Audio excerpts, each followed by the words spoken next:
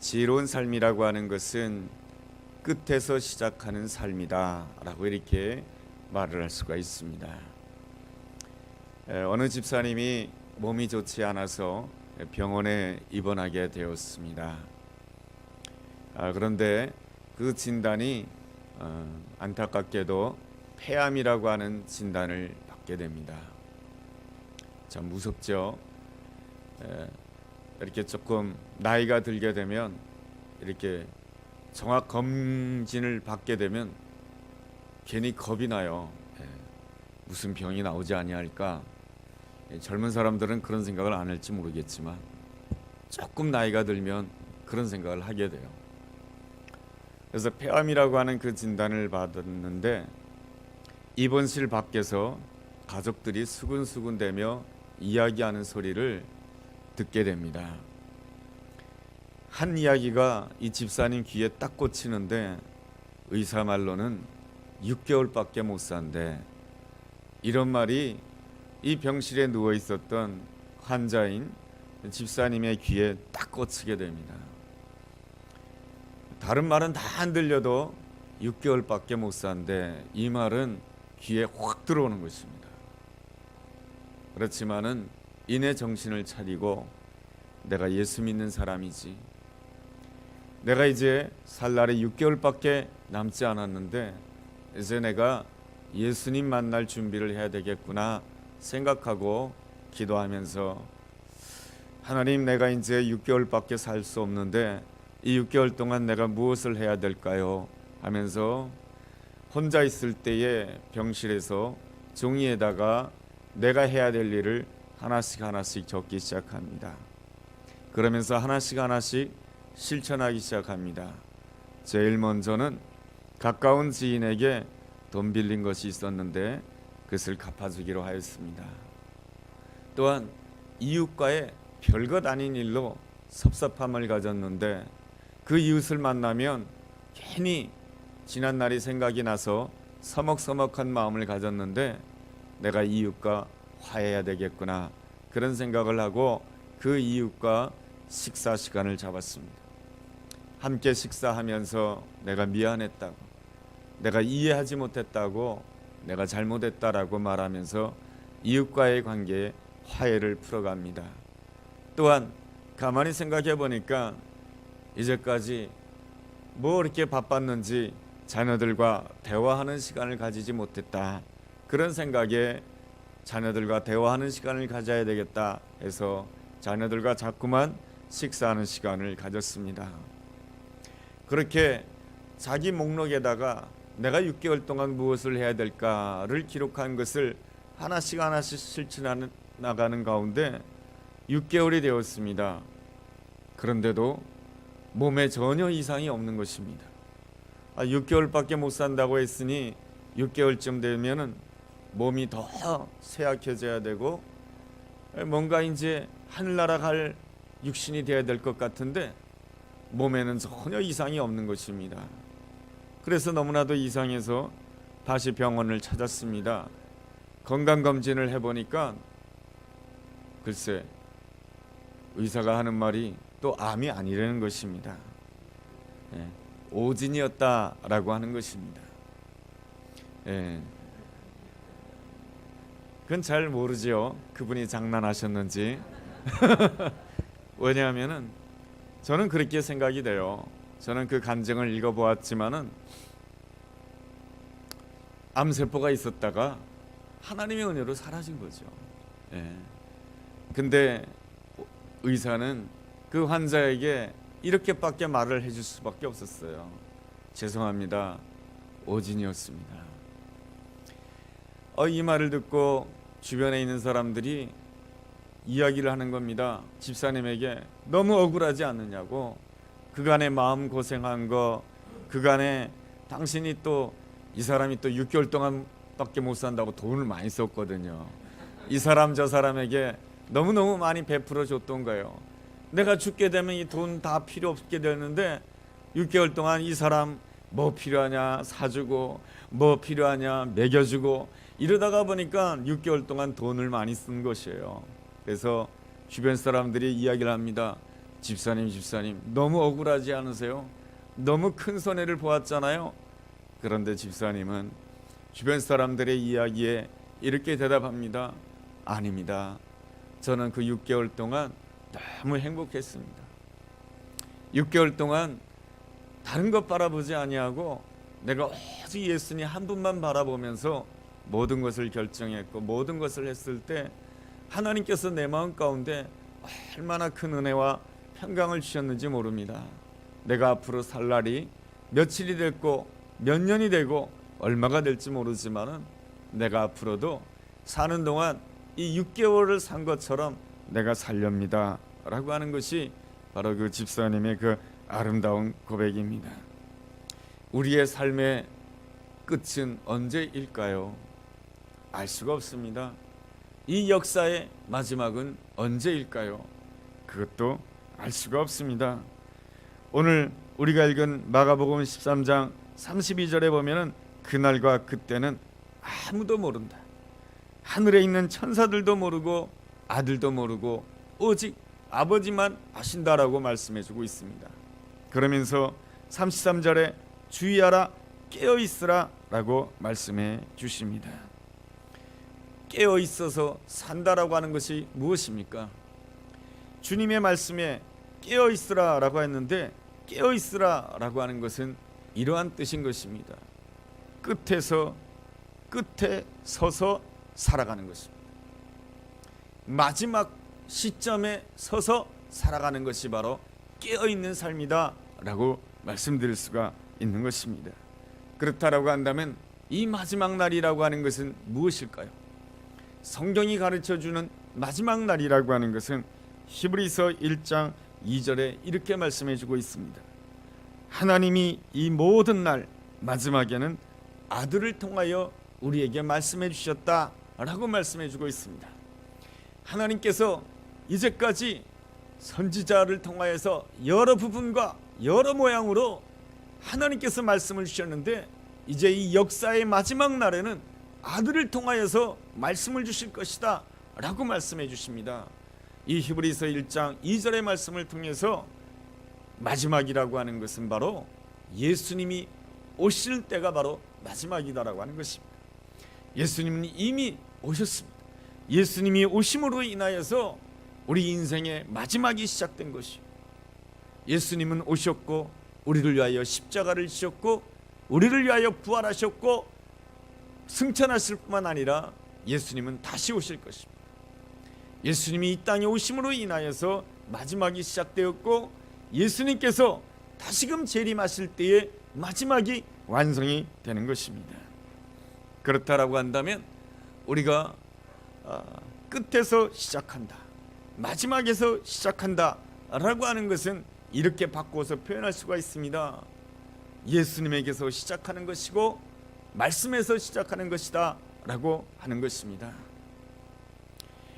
예수님 그 마지막, 예수님께서 그 마지막에 재림하실 때 어떤 일이 일어납니까? 요한계시록 7장을 본다라고 한다면 이렇게 말씀해주고 있습니다. 흰옷 입은 자들이 어린 양의 보좌 앞으로 나온다라고 말씀해주고 있습니다. 수많은 족속과 수많은 무리들 가운데서 흰옷 입은 자들이 나온다라고 하는 것입니다. 이 흰옷 입은 자들이 누구인가? 그들은 바로 어린 양의 피로 말미암아 깨끗함을 받은 자가 바로 흰옷 입은 자들인 것입니다. 흰옷 입은 자들이란 누구인가? 그들의 삶 가운데 환난이 있었지만은 그 환난을 믿음으로 이긴 자들이 바로 흰옷 입은 자들인 것입니다. 흰옷 입은 자들이 누구인가? 그들은 바로 어린 양의 보좌 앞에 무릎을 꿇는 자가 바로 흰옷 입은 자들이다 라고 하는 것입니다. 바로 그 마지막 때에 어떠한 역사가 일어나게 되는가? 바로 흰옷 입은 자들이 어린 양의 보좌 앞으로 나온다라고 하는 것입니다. 어린 양의 보좌 앞으로 나오게 되었을 때 어떤 역사가 일어나게 되냐면 바로 어린 양이신 예수 그리스도께서 그 흰옷 입은 자들에게 친히 목자가 되어서 영원토록 보호해 주시고 영원토록 인도해 주실 뿐만 아니라 그 보좌 앞에서는 무엇이 흐른다라고 말씀해 주고 있냐면 생명수 강이 흐름으로 인하여서 모든 것을 치유하고 모든 것을 회복시킨다라고 하는 놀라운 비전이 바로 요한계시록 7장 말씀에 기록되어 있는 것입니다. 마지막에 서서 오늘을 살아간다라고 하는 것은 바로 무엇입니까? 바로 요한계시록 7장에서 보여준 그 어린 양의 그 비전에 서서 오늘을 시작하고 있는 것입니다. 그래서 흰옷 입은 자들이 어린 양의 보좌 앞으로 나아가는 것을 상상하면서 그 어린 양의 혼인잔치에, 요한계시록 19장에서는 어린 양의 혼인잔치로 표현되어 있습니다.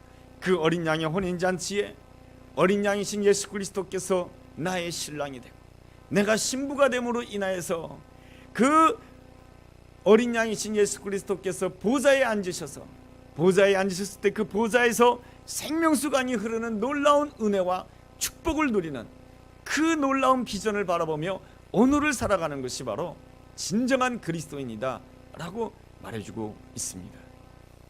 그러한 마지막에 서서, 끝에 서서 살아가는 삶의 모습이 무엇일까요? 마지막에 서서 살아가는 사람을 지혜롭다라고 하는데, 끝에 서서 살아가는 인생을 아름답다라고 하는데, 그러한 인생의 구체적인 한 예를 들 수가 있습니다. 그 구체적인 예는 바로 마리아라고 하는 여인입니다. 누가복음 10장을 본다라고 한다면 바로 이 베다니에는 이 마르다, 마리아 자매가 살고 있었습니다. 그 가정 안에는 또 나사로도 있었죠. 이 베다니에 이 마리아라고 하는 이 여인, 이 마리아를 혹자는 막달라 마리아라고 말하기도 합니다. 이 마리아 같은 경우에 마르다와 마리아 이 가정에 예수님이 자주 오셨는데 어느 날 예수님이 찾아오셨습니다. 그러자 마르다가 무엇을 하게 됩니까? 예수님을 위해서 음식을 준비하게 됩니다. 예수님을 위해서 음식을 준비한다라고 하는 것은 참으로 아름다운 일입니다. 그런데 이 마르다가 불평을 하게 됩니다. 나는 이렇게 주방에서 열심히 일하고 있는데 저 마리아는 예수님 발 앞에 앉아서 예수님의 말씀만 듣고 있는 거예요. 그래서 그 모습이 너무 꼴보기가 싫은 거예요. 예수님, 저 마리아도 나와 함께 이 주방에서 좀 일하게 해주세요. 나 혼자만 일하지 않게 해주세요 라고 말을 합니다. 여러분, 이 마르다가 예수님이 찾아오셨을 때에 음식을 마련한다라고 하는 것은 너무나도 소중하고 너무나도 귀한 일입니다. 그런데 문제는, 이 마르다의 문제는 바로 나 자신에게서 시작했다는 것입니다. 나의 생각에서 출발해서 예수님을 위해서 음식을 준비했다라고 하는 것입니다. 나의 계획에서 출발해서 예수님을 위해서 음식을 준비했다라고 하는 것입니다. 내 생각에서 출발해서 예수님을 위해서 일하게 되면 이 출발점이 나에게서 출발하기 때문에 금방 지치게 됩니다. 나에게서 출발하기 때문에, 오늘의 현실에서 출발하기 때문에 금방 염려가 되고 금방 걱정이 되는 것입니다. 예수님은 그런 점을 기쁘게 여기지 않으셨다는 것입니다. 그래서 주님께서는 이 마르다에게 이렇게 말씀해 주십니다. 마르다야, 마르다야, 너는 염려하지 말라. 너는 몇 가지만 하든지 아니면 한 가지만 집중해라 말씀해 주십니다. 주님께서 한 가지만 집중하라고 했을 때는 무엇에 집중하라고 하는 것입니까? 바로 예수님께 집중하라고 하는 것이죠. 그러면서 예수님께서 이 마르다에게 이러한 말씀을 주십니다. 마리아는 좋은 편을 택했다라고 말씀해 주십니다. 그렇다라고 한다면 그 좋은 편이라고 하는 것이 무엇입니까? 내가 무엇을 하기 이전에 예수님을 바라보았다라고 하는 것입니다. 내가 무엇인가를 시작하기 전에 주님의 말씀을 주목했다라고 하는 것입니다. 내가 무엇인가를 하기 이전에 마지막에 서서 모든 것을 바라보았다라고 하는 것입니다. 무엇인가를 하기 전에 끝에 서서 모든 것을 바라보았다라고 하는 것입니다. 끝이요 마지막이라고 하는 것은 무엇입니까? 어린 양의 승리가 있는 자리인 것입니다. 어린 양께서 고난당하심으로 인해서 십자가에 죽으셨지만 부활로서 승리하시고 그 보좌에 앉으셔서 그 보좌를 통해서 온 땅에 생명수강을 흘려 보냄으로 인하여서 그 생명수강을 먹는 자마다 치유가 되고 회복되는 놀라운 어린 양의 승리의 그 자리에서 모든 것을 바라보았다라고 하는 그러한 뜻인 것입니다. 바로 우리는 이 모든 삶을 시작할 때 끝에서 시작할 수 있어야 되는 것입니다. 마지막에 서서 오늘을 시작하게 되었을 때에 마지막에 승리를 보고 오늘을 바라본다라고 한다면 그렇게 걱정하지 아니하고 넘어설 수가 있게 되는 것이죠. 마치 이런 것입니다. 인생을 볼 때에 재방송을 보듯이 보는 것입니다. 우리가 스포츠 중계를 볼 때 한국과 일본의 경기를 하게 되었을 때 한국이 전반전은 지고 있다가 후반전에 역전을 시켰단 말입니다. 여러분, 그렇게 본다라고 한다면 얼마나 조마조마하겠습니까? 지고 있는데 지겠구나 했는데 막판에 역전골을 넣고 결승골을 넣어서 이겼다 이것입니다. 그랬을 때 그 재방송을 본다라고 한다면 그렇게 걱정되지 않아요. 왜냐하면 마지막에 승리하는 것을 확신하기 때문에 그런 것입니다. 그러한 점에 있어서 신앙생활이라고 하는 것은 무엇입니까? 마지막에 서서 오늘을 보고 오늘을 살아가는 것입니다. 끝에 서서 오늘을 보며 오늘을 살아가는 것입니다. 바로 마리아가 그랬던 것입니다. 마리아가 바로 예수님을 바라보았던 것입니다. 어린 양의 승리를 바라보았던 것이고 말씀을 들었던 것입니다. 그랬을 때 이 마리아는 온전히 그 오늘을 염려하지 아니하고 주님이 인도하시는 그 길로 갈 수가 있었던 것입니다. 주님이 인도하시는 그 길이란 무엇입니까? 이 마리아가 꼭 해야 될 일을 하는 것입니다. 어린 양의 승리를 위하여서 꼭 해야 될 일을 하는 것입니다. 꼭 해야 될 일이 무엇입니까? 마리아가 바로 예수님이 십자가에 못 박히시기 이전에 마리아가 향유를 깨트려 가지고 예수님의 머리에 부으셨습니다. 주변 사람들은 그럴 때 저것을 팔아서 가난한 자들에게 주었으면 좋았을 것이다 라고 말을 하였지만은 예수님은 말씀하십니다. 놔두라, 그것은 바로 나의 장례를 위한 것이다 라고 말씀해 주셨습니다. 그리고 예수님의 복음이 증거되는 곳마다 이 여인이 한 일이 같이 증거되어야 된다라고 말씀해 주고 있습니다. 또한 예수님께서 십자가에 죽으셨을 때 모든 사람들이 다 끝났다라고 생각하고 예수님의 곁을 떠났습니다. 그런데 이 마리아는 예수님의 무덤을 찾아갔습니다. 무덤을 찾아갔을 때 빈 무덤임을 발견하고 그곳에서 천사를 만나게 되고 천사를 통해서 부활의 메시지를 듣게 됩니다. 예수님은 살아나셨다. 예수님은 지금 갈릴리로 가신다. 제자들에게 전해라. 갈릴리에서 만나자고.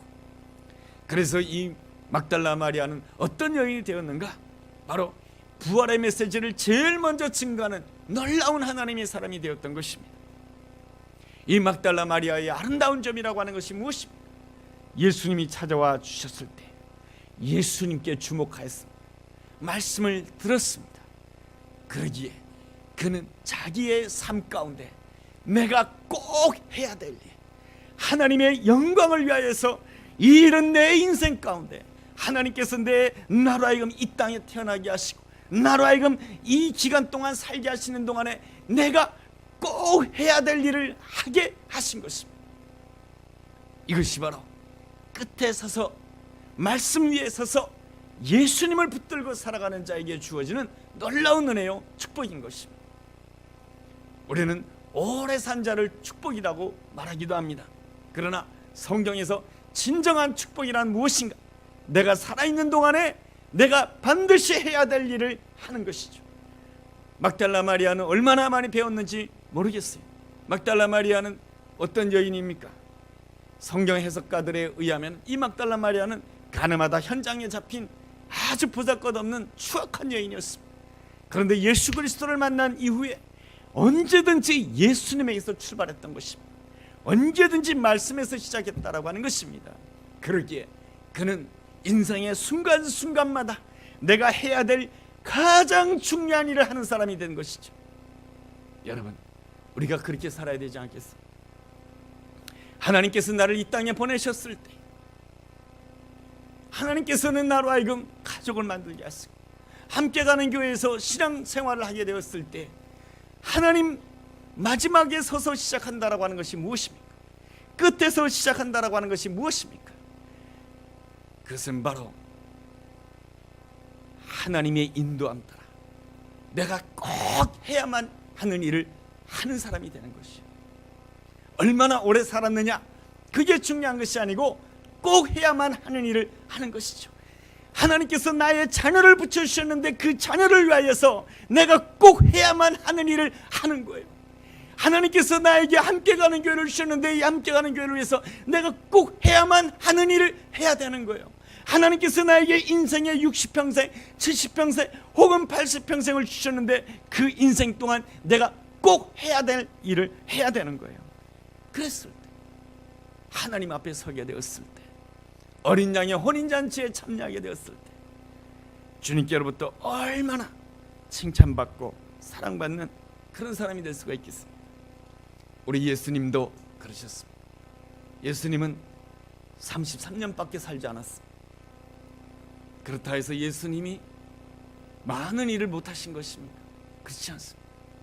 예수님은 33년밖에 살지 않으셨지만 때가 되었을 때 30세가 되었을 때에 공생애를 시작하셨고 때가 되었을 때 예수님께서는 십자가에 죽으셨고 때가 됐을 때 우리를 위해서 부활하셨고 때가 되었을 때 승천하셨고 때가 되었을 때 하나님 보좌 우편에서 우리를 위해서 지금도 중보하고 계신 줄로 믿습니다.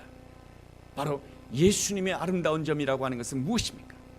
예수님이 이 땅에 오실 때부터 처음부터 끝에 서 계신 분이십니다. 예수님은 이 땅에 오실 때부터 처음부터 십자가 죽음에서 시작하신 분이십니다.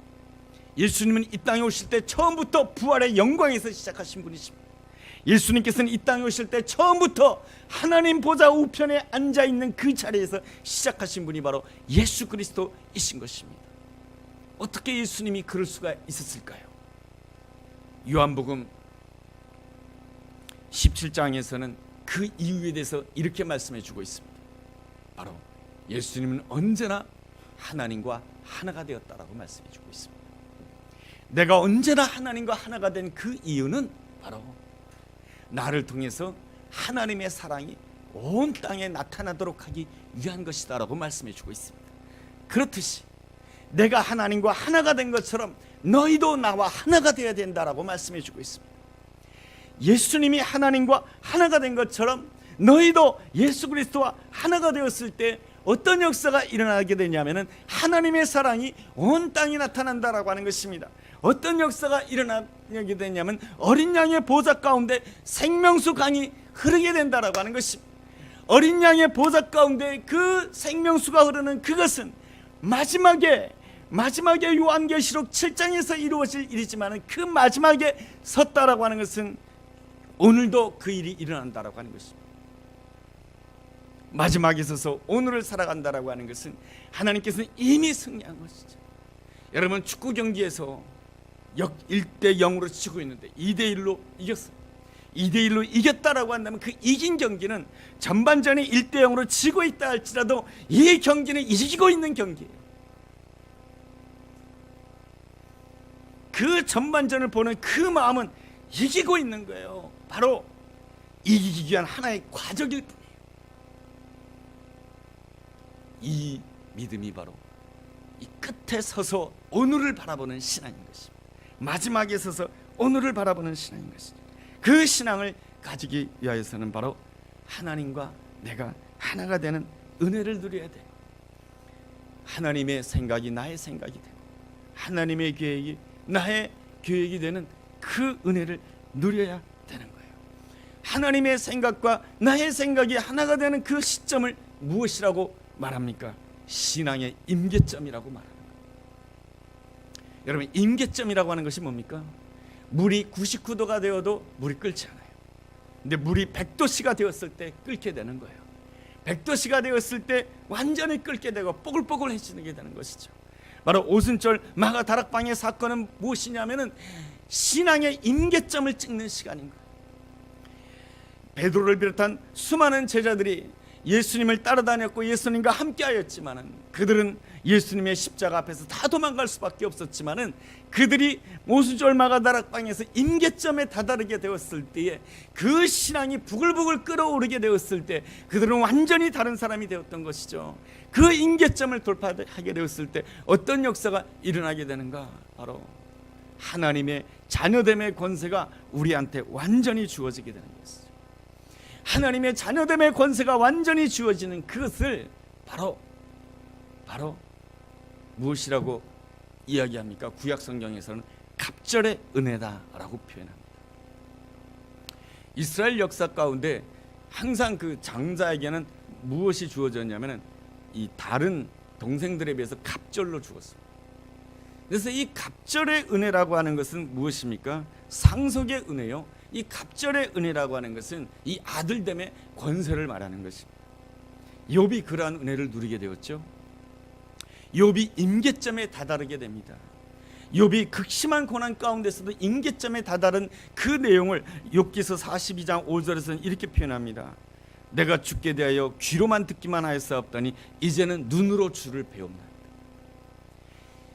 내가 전에는 귀로만 듣기만 하였었다니 그때는 바로 무엇이냐면은 내 신앙의 온도가 50도 정도밖에 안 됐어요. 다른 사람들이 보기에 너무나도 훌륭해 보이고 너무나도 괜찮아 보이는 욥의 신앙이지만은 그러나 아직까지 100도가 되지 않은 거예요. 하나님이 원하는 기준인 임계점을 돌파하지 못한 거예요. 그러나 그 고난을 통하여서 그가 그 임계점에 다다르게 되었을 때 욥은 이렇게 고백을 하게 됩니다. 내가 죽게 대하여 귀로만 듣기만 하였사옵더니 이제는 눈으로 주를 배움나이다 라고 고백합니다. 백도씨가 되었을 때 어떤 은혜가 주어지는가? 욥기서 42장 10절에 하나님께서 욥을 위하여 이전보다 갑절의 은혜를 주셨다라고 말씀해 주고 있습니다. 이 갑절의 은혜에 대한 이 표현은 바로 스가랴서 9장 10절에도 나오게 됩니다. 스가랴서 9장 10절 말씀을 보면 이런 말씀이 있습니다. 또 너로 말할진대 내 언약의 피로 말미암아 내가 내 갇힌 자들을 물 없는 구덩이에 놓았나니 갇혀 있으나 소망을 품은 자들아 너희는 요새로 돌아올지니라. 내가 오늘도 이르노라 내가 내게 갑절이나 갚으리라. 이 말씀은 바로 요셉의 생애를 생각하며 스가랴가 쓴 그 내용이에요. 스가랴를 통해서 주신 하나님의 메시지인 것이죠. 요셉이 어떤 고초를 겪었습니까? 물 없는 웅덩이에 갇히고 그렇게 어려운 가운데 있게 되었죠. 그러나 그가 하나님의 임계점에 다다르게 되었을 때 하나님께서는 그에게 갑절로 갚아주시는 놀라운 은혜를 베풀어 주셨습니다. 그러므로 우리는 이 갑절의 은혜가 주어지는 끝에 서 있어야 되는 것입니다. 그럴 때 우리는 진실로 믿음으로 깨어있는 자다라고 할 수가 있는 것입니다. 그렇다면 우리가 어떻게 믿음으로 깨어있는 자가 될 수가 있겠습니까? 우리가 읽은 마가복음 13장에는 정확하게 나와 있지 않지만 마태복음 25장을 읽어본다라고 한다면 정확하게 나와 있습니다. 세 가지 비유로 깨어있는 것이 무엇인가를 설명해 주고 있습니다. 세 가지 비유가 나오는데 하나는 슬기로운 5 처녀의 비유요, 또 하나는 달란트의 비유요, 또 하나는 양과 염소의 비유입니다. 첫째로 슬기로운 5 처녀의 아름다운 점이라고 하는 것은 무엇입니까? 기름을 넉넉하게 준비했다라고 하는 것입니다. 여기서 기름이라고 하는 것은 무엇입니까? 성령의 기름인 것이죠. 슬기로운 5 처녀에게 어려움이라고 하는 것이 무엇입니까? 기다리는 것이 어려운 거예요. 신랑을 기다리는 것이 너무너무 어려운 거예요. 오늘 너무 힘들고 오늘 너무 답답하고 오늘 문제가 해결돼야 되는데 오실 예수님은 빨리 오지 않는다라고 하는 것입니다. 이 기다리는 것이 너무너무 힘들어요. 이 기다리는 것을 온전히 감당하기 위해서는 성령의 기름이 넉넉해야 되는 것입니다. 성령의 기름이 넉넉해진다라고 하는 것은 내 안에 하나님의 사랑이 충만하다라고 하는 것이죠. 사랑이 충만하게 되었을 때 우리는 더 기다릴 수가 있게 되는 것입니다. 왜 하나님께서는 더 기다리게 하시는 것일까요? 그것은 바로 우리로 하여금 임계점에 다다도록 하기 위해서. 그 임계점이라고 하는 것은 어떤 자리입니까? 우리 주님께서 자신을 맡길 수 있는 그러한 자리를 말하는 것입니다. 여러분 요한복음 2장을 읽어보면은 수많은 사람들이 예수님을 따랐지만은 예수님께서 이렇게 하십니다. 자신을 그들에게 의탁하지 아니하였더라. 이 요한복음 2장 하반부에 보면 그런 내용이 나와요. 많은 사람들이 예수님을 따랐지만 예수님은 자신을 그들에게 의탁하지 아니하였다라고 말씀해 주고 있습니다. 왜 의탁하지 아니하였다라고 말씀해 주고 있습니까? 그들은 예수님의 기적만 보고 따랐기 때문에 예수님은 자신을 그들에게 맡길 수 없었다라고 하는 것입니다. 예수님은 자신을 맡길 수 없었다라고 하는 것은 자신의 사명을 맡길 수 없었다라고 하는 것이고, 달리 말하면 예수님 입장에서는 나는 너를 믿을 수 없다라는 것입니다. 기적이 있을 때만 예수님을 따른다라고 한다면 나는 너를 믿을 수 없다라고 하는 것입니다. 왜 우리가 기다려야 돼? 왜 주님께서 우리를 기다리게 하시는 것입니까? 그것은 바로 상황과 상관없이 주님을 믿고 신뢰하는 자가 되기까지, 주님께서 임계점에 다다르기까지 주님이 기다리시는 것이죠. 우리가 주님을 기다리는 것 같지만 실제로는 주님이 우리를 기다리고 계시는 것이죠. 나의 신앙이 언제 임계점에 다다를까라고 말이죠. 우리 주님은 이미 끝에 서셔서 이미 나를 위한 갑절의 은혜를 준비하고 있는 줄로 믿습니다. 요셉에게 허락하신 그 갑절의 은혜, 욥에게 허락하신 그 갑절의 은혜를 이미 준비하고 있는 줄로 믿습니다. 우리가 이 기다림 가운데 임계점에 다다르기까지 이 기다림을 속에서 온전히 승리하기 위해서는 내 안에 기름이 넉넉해야 돼. 슬기로운 다섯 처녀처럼 내 안에 성령의 기름이 넉넉해야 되는 거예요. 그 다음에 두 번째 비유가 달란트 비유예요. 달란트 비유의 핵심이 무엇입니까? 남겨야 돼요. 주님께서 원하는 깨어있는 자의 모습은 어떠한 형편 가운데 있다 할지라도 남기는 자가 돼야 돼요. 내가 가지고 있는 것이 5달란트이든지 2달란트이든지 남들에 비해서 너무나도 적은 것이라 할지라도 남기는 자가 돼야 되는 거예요. 남들에 비해서 어려운 형편에 있다 할지라도 남기는 자가 돼야 돼요. 그것이 바로 깨어있는 자예요. 요셉의 아름다운 점이라고 하는 것은 무엇입니까? 내 형편과 상관없이 남기는 자가 되었다라고 하는 것입니다. 보디발 집안에서도 남기는 자가 되었고, 감옥 안에서도 남기는 자가 되었고, 그 어려운 가운데서도 남기는 자가 되었을 때에 그는 애굽 전역에서 총리로서 남기는 자가 됐고, 이스라엘 역사 가운데 남기는 자가 된 것입니다.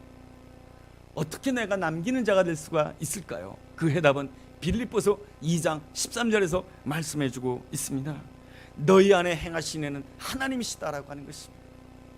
여러분, 내 안에 성령의 기름이 넉넉하게 되었을 때에 나는 무엇으로 충만한 자가 되냐면 내 안에 하나님이 행하신다라고 하는 사실을 온전히 기억하는 자가 돼요. 성령의 기름을 넉넉히 준비한다라고 하는 것은 바로 어떠한 형편 가운데 있다 할지라도 내 안에 행하시는 이는 하나님이시다라고 하는 것을 믿는 것이죠. 어렵고 힘들다 할지라도 내가 이 순간에 섬길 수 있는 가장 중요한 이유는 이미 내 안에서 하나님이 역사하고 계시다라고 하는 것입니다. 내 힘으로는 섬길 수가 없어요. 내 힘으로는 이 어려운 자리를 피하고 싶어요. 그러나 이 자리에서도 섬기고 남길 수 있는 가장 중요한 이유는 내 안에서 하나님이 행하신다라고 하는 것입니다. 요셉이 애굽 땅의 그 노예 생활은 너무나도 피하고 싶어요. 그냥 차라리 죽어버리는 게 낫겠다. 그것이 요셉이 가질 수 있는 절망적인 생각인 것이죠. 그러나 그 요셉의 심령에는 성령의 기름이 넉넉했던 것이죠. 슬기로운 다섯 처녀처럼 감옥에 들어갔을 때 주님이 곧 건져줄 것 같았는데 안 건져주시는 거예요.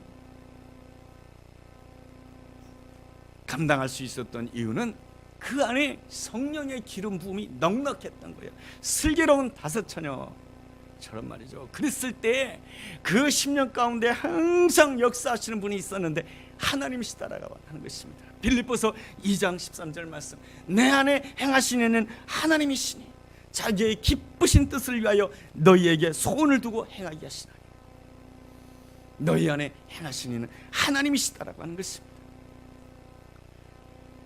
이것이 바로 끝에 서서 신앙생활하는 아름다운 신앙인의 모습인 것입니다. 그리고 세 번째로 양과 염소의 비유가 나옵니다. 그때 목자이신 예수님의 판단 기준은 너에게 긍휼이 있느냐 없느냐 이것을 주님께서 보신다라고 하는 것입니다. 우리가 구원받은 가장 중요한 이유는 우리의 특별함 때문이 아니고 주님의 긍휼 때문이다라는 것입니다. 그러므로 우린 누군가의 못난 점을 바라볼 때, 우리는 이상하게 누군가의 못난 점을 바라보면 내 입술에서 뭐가 탁 튀어나오냐면 그 사람을 판단하는 말이 탁 튀어나옵니다. 근데 성령의 기름 부음을 받고 내 안에 행하시는 분이 하나님이시다라고 하는 것을 믿게 되면 내 입에서 긍휼의 마음이 나오는 것입니다. 주님이 연약한 나를 긍휼히 여겨주시듯이 그를 긍휼히 여겨달라.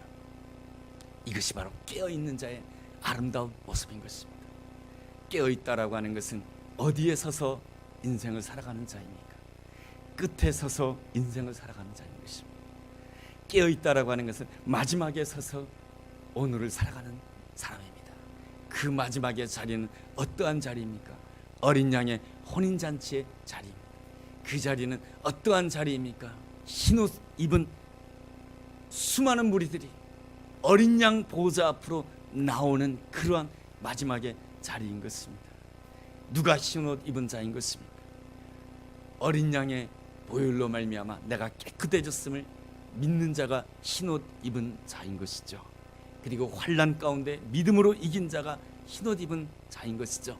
그리고 어린 양이신 예수 앞에 무릎 꿇는 자가 흰옷 입은 자인 것이죠. 그 흰옷 입은 자들이 올 때에 어떤 역사가 일어나는가? 보좌에 앉으신 어린 양께서 영원토록 그들의 목자가 되어주시고, 그리고 그 보좌에서 생명수의 강이 흐른다고 요한계시록 7장에서 말씀해주고 있습니다. 그 생명수의 강의 능력은 우리를 치유해 주시는 역사요, 회복의 역사인 것입니다. 이것은 바로 마지막에 일어날 놀라운 일인 것입니다. 그 마지막에 일어난 놀라운 일을 바라보며 마지막에 서서 오늘을 바라본다라고 한다면, 어제나 오늘이나 내일이나 동일하게 역사하신 어린 양이신 예수 그리스도께서는 오늘도 동일하게 우리의 심령 가운데, 우리의 가정 가운데 생명수의 강을 흘려보내기를 줄로 믿습니다. 치유하게 하시고 회복시키시는 놀라운 은혜, 이것이 바로 갑절의 은혜인 것이죠. 여러분, 오늘이 어려울 때에 오늘에 서서 살아가면 미래가 답답해요. 오늘에 서서 살아가면 다 염려가 되고 걱정이 돼요. 주님은 오늘 마가복음 13장 말씀을 통해서 깨어있으라. 깨어있는 게 뭐냐? 끝에 서서 시작하는 것이다. 깨어있는 것이 뭐냐? 마지막에 서서 시작하는 것이다. 깨어있는 것이 뭐냐? 어린 양의 승리 위에서 시작하는 것이다. 깨어있는 것이 무엇이냐? 말씀에서 시작하는 것이다 말씀해주고 있습니다. 그러므로 그 슬기로운 다섯 처녀처럼 성령의 기름 부음을 받아라. 그리고 두 번째로는 힘들더라도 오늘 남기는 자가 되라. 세 번째로는 긍휼을 베푸는 자가 되라. 이것이 바로 하나님께서 우리에게 이루시는 당부의 말씀인 것입니다. 끝에 서서 역전의 놀라운 승리를 바라보며 오늘을 넉넉하게 이기는 우리가 되기를 주님의 이름으로 축복합니다.